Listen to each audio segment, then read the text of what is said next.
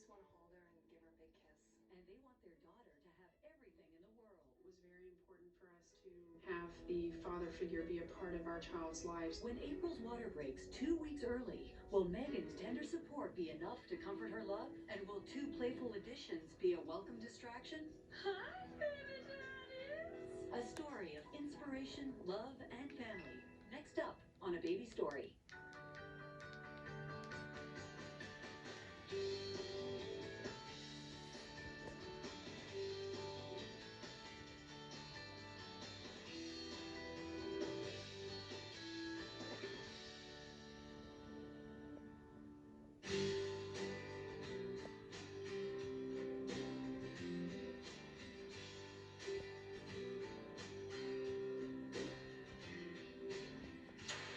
Days. I know, 15 days. The countdown has started.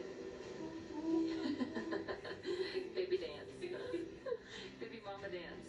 Megan and I are expecting our first child. We're having a little girl, and emotionally, we could not be more ecstatic. Just so excited to have her here.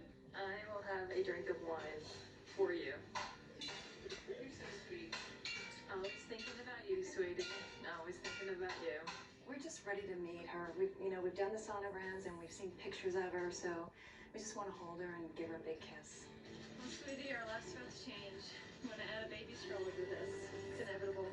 April and I first met about 18 years ago through our mutual friend, Sarah. Our romantic relationship came to fruition probably 15 years after we've known one another. So we've been together now 4.5 years. My first impression of her, that she was a beautiful woman and independent, and she just always seemed to have a very warm heart about her. That's what I loved about her. My first impression of Megan was I was so drawn to her eyes. There was just such a warmth about her eyes that really just captured me and really brought me in. I think we both were at the right place at the right time when our situations brought us together, and I do believe it was fate.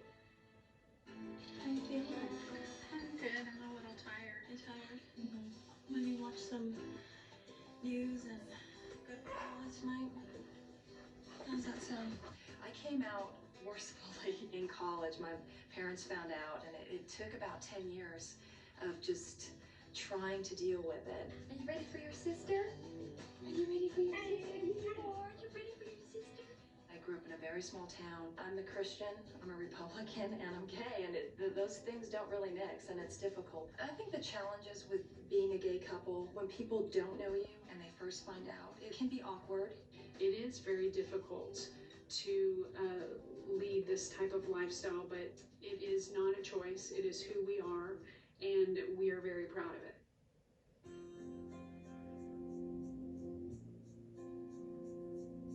What's the word on the name? Well, the name, we're still going with Dylan or Campbell.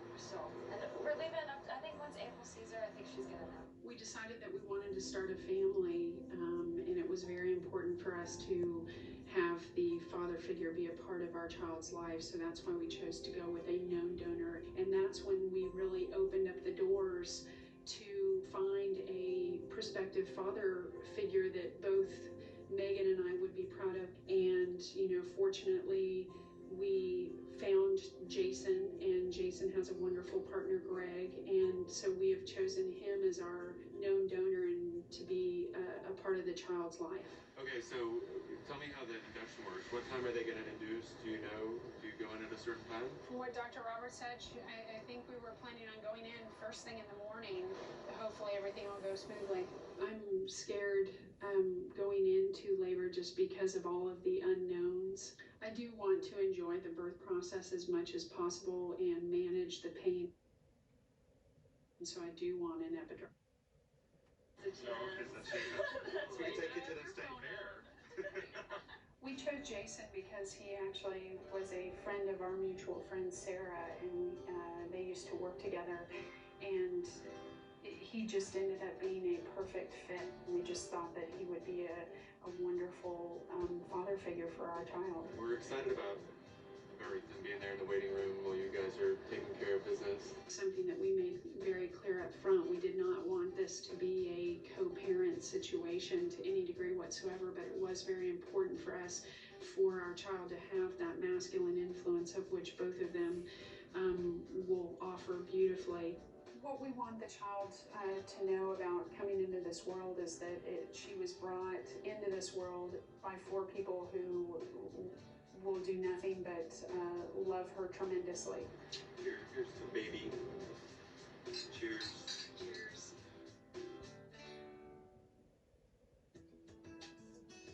Here guys, I want to show you the latest sonogram pictures. Are these the 3D sonograms? Yes. We tried the in-home inseminations for 7 months, and it was on that 7th month that I got pregnant. Look at her, how long her fingers are. Oh wow. You can see your fingernails. French tips already. I can't believe they can get pictures that clear. The day that we found out that we were pregnant, we picked up the phone and I called Jason and Greg to let them know. Jason screamed when April told him. I think I heard him on the phone. Honestly, I don't remember the conversation. I just remember him just being ecstatic. Oh my god. That's amazing. That's amazing. That's amazing. I didn't know they could. I think April and Megan are going to be amazing moms. It was one of the big considerations that we took into account when we were just trying to decide whether or not this was something that we wanted to go through with. And as we got to know them, and we got to see how big their hearts were and how smart and successful and positive they both are in their lives, there was no question in my mind that we both believe that they're going to be the most amazing moms ever. It's like she knows she's getting her picture. Yeah, that's great. Got your hands full. Let me get you a snack while you fix dinner. Why don't we just have like a salad or something? This pregnancy has been extremely easy, but I think I've had a lot of pregnancy brain where I've been forgetting things. I did get your note this morning to remind me to take breakfast with me, but unfortunately I forgot to take the note. Megan's been having to remind me to do things, and I'm like, oh my gosh, I forgot to put on my underwear or something, you know, something. For the morning? Megan has been really wonderful in providing little reassuring notes, because as any pregnant woman knows, it's very common for them to have a lapse in memory. Later in the day. Just in case you forget. Baby, what you doing? I'm just lounging in my new favorite room. I think I'm so excited to go through the actual birthing process and to actually finally be able to see what this little beautiful creature looks like and to know that she's ours. Remember how long ago we painted this room? I remember you had it set up before you were pregnant. My role in the delivery room will be to give her all the support she needs. And I think my mom will be in the delivery room as well. That's important to me, having her be such an integral part of my life, and this being her first grandchild. Alright, everything's set. Now all we need is a baby. We have about 2 weeks to go. Both our families have been extremely supportive. Her parents have been out a couple times. They're excited. My family has been amazing. They're excited. I think we're at the point now where we just want to see her. We just want to hold her. We want to smell her and kiss her and all those wonderful things. Ready for baby? Dr. Roberts said, well, are you sure her water broke? I'm like, yes, I'm sure her water broke. And she said, well, that's not good. You probably want to get her. It is 2 weeks before our inducement. We're going to the hospital right now. We're not sure if her water broke or her membranes may have ruptured. So we are going to head to the hospital. You okay? Well, the night that her water broke, I went into a panic. I have to say, she was very calm. Megan walked up to the room, and in great surprise, I said, I either just peed my pants or my water broke. And she looked at me with incredible fear in her eyes and said, are you kidding me? I literally was like a movie where the man typically loses it. Well, I lost it. You doing okay? Yeah. Okay. All right. Scary, I know. I called Dr. Roberts, and Dr. Roberts said, well, are you sure her water broke? I'm like, yes, I'm sure her water broke. And she said, well, that's not good. You probably want to get her to the hospital. I was nervous, anxious, but also very excited for, what would ensue. I didn't know if it would be 2 hours, 3 hours, it might be 30 hours, but I knew that our baby was on the way. You doing all okay?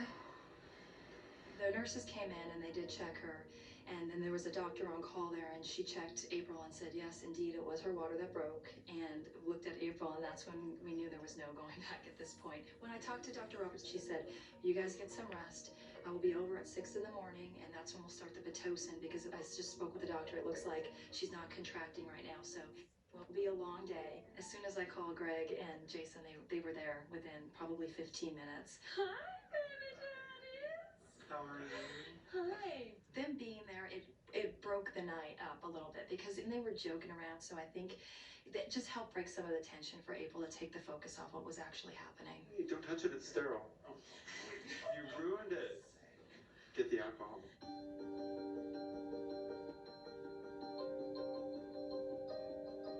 That night in the hospital, I didn't get any sleep. Megan didn't get any sleep. We were running on overdrive and adrenaline, and it was, I wasn't even tired at that point in time. It's now 3:30. Contractions are starting a little bit. Are you doing okay? A little chilly? Do you need anything? I love you. She was absolutely amazing. She could not have been more supportive, not only because Megan is my partner, but she knew what I needed from an emotional perspective. She was very present, very encouraging, very supportive. I'll try to get some